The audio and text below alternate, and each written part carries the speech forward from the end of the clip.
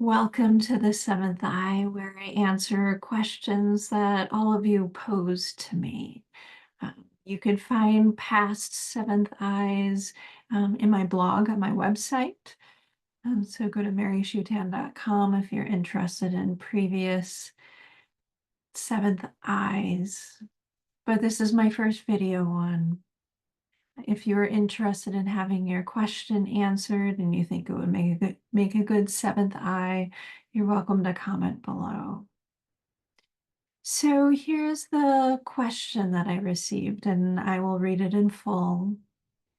Hi, Mary. I was interested to know more about the difference between Kundalini stirring and the purging clearing stage versus experiences many folks have that are engaging in somatic therapies for releasing trauma in the body. The reason I ask is that I hear this attributed to Kundalini in some circles, but I'm not sure that that is accurate given what you were saying here, specifically the part about confusing it for fight or flight activation. In my personal experience, this kind of bodywork has resulted in intense energy and shaking through the midline. There's also been significant purging and clearing of trauma and conditioning, resulting in bliss states, heightened intuition, and transformation in self and relationship to others and life itself. I'm just wondering how you would separate these two processes. So to start, I will say that this is a question that I received on my Kundalini video, the hour-long video you can find in my YouTube, going over basically what Kundalini awakening is and the varying iterations of it. So for those of you who are not in the field, I will say that somatic therapies are typically they're body-based therapies. That is what soma means.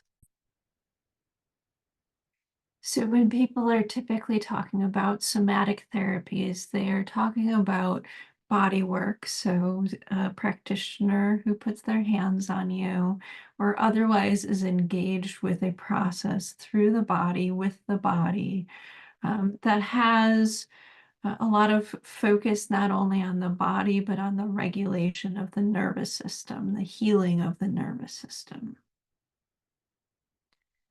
So if we were going to talk about what a healthy nervous system is like, a healthy nervous system can go into states like rest and digest, as well as go into states of alert, alarm, also called fight or flight, or freeze as necessary. And so what happens to people is that we live in a world of noise, where we've experienced a lot of trauma, a lot of stress, a lot of things that we've just needed to sort of shove down and move past. And because of this, our nervous system tends to get stuck in states like fight, flight, and freeze. There's also fawn and flaccid states, which really are kind of milder forms of fight, flight, and freeze states. So primarily here I'll be talking about fight, flight, and freeze states that the nervous system gets kind of caught in and stuck in. And so when somebody goes to receive somatic body work or any type of somatic therapy, for example, I, for a long time, was a practitioner of craniosacral therapy as well as zero balancing, and have developed my own form of somatic self-inquiry called the Body Deva, which you can find in bookstores and, all that online and all that sort of good stuff if you're looking for a method to heal through the body consciousness. And so if we go back to the question here, and this is why I am giving such background, is that it is not unusual when somebody is receiving some form of energetic physical, body-based, somatic-based healing for their nervous system to heal past trauma, for their nervous system to heal past layers and layers of fight, flight, and freeze states. And when the body is releasing these states, the person may experience things like feeling heat spreading through their system, or sometimes feeling cold and shivers, or other times just feeling like blocked energy is now flowing. I will tell a short story that I tell in a couple of my books. I think working with Kundalini, I go into it in the most detail. But a perfect example of this was that I was in a car accident once, and I was a passenger in that car, and rather stupidly, I had one of my feet up on the dashboard. When the car hit us from behind, it was kind of a three-car pileup. What happened was that my leg and my hip got contracted into its socket. When I got craniosacral therapy, what happened was that I experienced a release of the trauma of that, which created a state of heat, shaking, and also my body moving into the position that it was in at the moment of impact in the car. So this may sound like old hat to some of you, or really strange to some of you, but it is typical of the body to need to release by moving into specific positions, by shaking, by releasing heat, um, by going into varying stages of the range of motions of our joints and parts of our body, in order to release this stress and sort of nervous system. Um, so a simplistic way to think about our nervous system is that it is our brain and spinal cord. And so when people experience a release, if they are experiencing a sympathetic release, basically of fight or flight, typically their nervous system is going to release heat. If they're releasing a parasympathetic or shock response, typically what is going to happen is that their body is going to release cold. This is not a hard and fast rule, but it is something important to consider, because if we think about the original question, is this Kundalini awakening? The answer is in some cases, yes, or there is some overlap. In other cases, very much no. Because,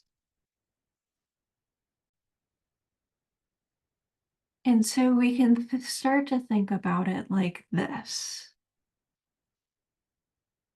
that when somebody is having a physical release of their nervous system, a physical release through the body, what is typically going to happen is that the energy is going to feel sort of dense to the practitioner. There is going to be all of those symptoms that I talked about: heat, cold, there might even be shaking or moving into specific positions. There may even be some emotional releases related to whatever memory is coming up. For example, I was quite frustrated during my car accident. I was intended to go to a music festival, which is one of my favorite things to do. And I wasn't able to go because not only of the car accident, but dealing with insurance and, mechanics and all that sort of stuff for the rest of the day instead of, enjoying myself. So when I had that physical release, there was also emotional release. And what also happened was that when our nervous system releases energy, it releases trauma, it releases emotions. What happens is that it can progress forward in a bit of a healthier way, in a bit of a more regulated way. Like I said, we do want a nervous system that can go into states like fight or flight or even freeze when we need them. They're survival mechanisms. But we just don't want to be stuck in them all the time or have a part of us sort of stuck in them all the time. And so the best way I can describe this is to talk about a client coming in. This is just a typical scenario. It isn't any particular client I'm thinking of.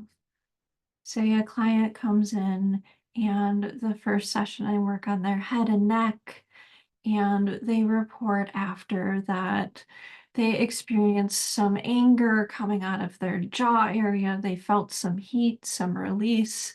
Um, but in another day or two, they were kind of good. Now, let's say that person comes in for their second appointment. I work again on their head and neck and TMJ and all of that sort of stuff. And what happens to them is not only that physical release, that emotional release, but they start going into expanded states. Their field expands, which some practitioners can energetically feel or sense. Things don't feel so focused in the body, they feel more expanded. Um, they start experiencing expanded states of consciousness as well. This can be states of bliss or peace. The best way I can describe absorption states, which are kind of what we might term higher states of consciousness, is that they tend to be qualities: peace, bliss, um, oneness, you know, feelings of quiet, feelings of, you know, um, heart-spaced love, feelings of unconditional love. Those are all states that we can, I mean, they're called absorption states for a reason, that we can very much find ourselves in when our nervous system releases and we find ourselves having a Kundalini stirring or Kundalini awakening. And so this really gets to the heart of the question. What differentiates that somatic release from a Kundalini stirring or Kundalini awakening? First, it is another layer that is going on. It is a deeper layer. What that means is a more expanded field, more expanded perspective. And their energy is going to be much more expanded as well during some type of Kundalini stirring or awakening. There also likely is going to be that feeling of something rising up the midline, or a feeling of clearing where they are not necessarily so locked into healing whatever trauma is coming up for them that needs to be released. But what is also coming up for them is wider perspective about their lives, wider perspective about more top-down perspective, I should say, about their existence, about other things going on. People who tend to just, not just because somatic releases or nervous system releases are incredibly important, and they can certainly shift perspective. But somebody having a Kundalini stirring, Kundalini awakening is going to go forward from that experience feeling dramatically different. And typically having an experience that I would refer to as kind of a domino effect. Yes, they are healing that one thing that they started with, but that is sort of the domino, and what will come up for them are other traumas, other memories, other thoughts, experiences, perspectives, shifts in consciousness. And so while client one comes to me and says that for the next 3 days, maybe they were feeling some anger after their somatic emotional release of their jaw, Person 2 who is having a Kundalini stirring or experience will report that over the next week or maybe even 2 weeks that they are noticing that domino effect. Other stuff is coming up for them, other realizations are coming up for them, other considerations about their life. In my book, The Spiritual Awakening Guide, I talk about kind of the concept of an elevator. And so during spiritual awakening, what can happen is that somebody can kind of go from ground floor to floor 3, or ground floor to floor 5, or from floor 3 to the penthouse, and then they will kind of come back down to baseline, whatever that baseline or new baseline may be, whatever their new floor may be, so to speak. And this is a great way to answer your question, because somebody who is experiencing that somatic emotional release is likely to go from, floor 1 to 3, or floor 13 to 15 or 16. But somebody who has had awakening of Kundalini in their system will be typically going from, floor 10 to 15, from floor 10 to 20, from floor 1 to the penthouse in some cases. And they will report on the table that they are experiencing either those expanded states or absorption states that I'm talking about, or they will just have realizations about their existence that they could not in their typical lives, in their kind of from what floor they were previously on. It is a huge shift for them in perspective. And so often when I'm talking with people, I talk about things as if they were on a continuum. And this is a good way to answer this question, because in some ways, the response to this is that it really, really doesn't matter. If somebody needs to call their experience a Kundalini awakening or Kundalini stirring or whatever they need, I am not going to argue with them. They have a need to explain and frame their experiences that way for a reason. However, we're talking about in terms of magnitude here. And so the person truly experiencing that Kundalini stirring, that Kundalini experience, will have that expanded energy field. You'll have much larger realizations, much larger shifts in consciousness. And if you are a practitioner, that feeling of being with them will be much wider rather than totally focused on the body. It will be you holding space for them going from floor 3 to floor 20, rather than, kind of being really focused on the tissues and the emotions and likely the singular experience that they are processing somatically, versus them having much greater or grander sort of spiritual insights, or that domino effect where that release happens and that shifts so many, kind of knocks down so many other dominoes in the line, where they get up from the table and they are a diametrically different person than who they were when they got on the table. So I do hope that helps. In terms of considering this, like I said, in some cases, it really doesn't matter. What does the client need to think about themselves? What do they need to believe? There is often a reason for that.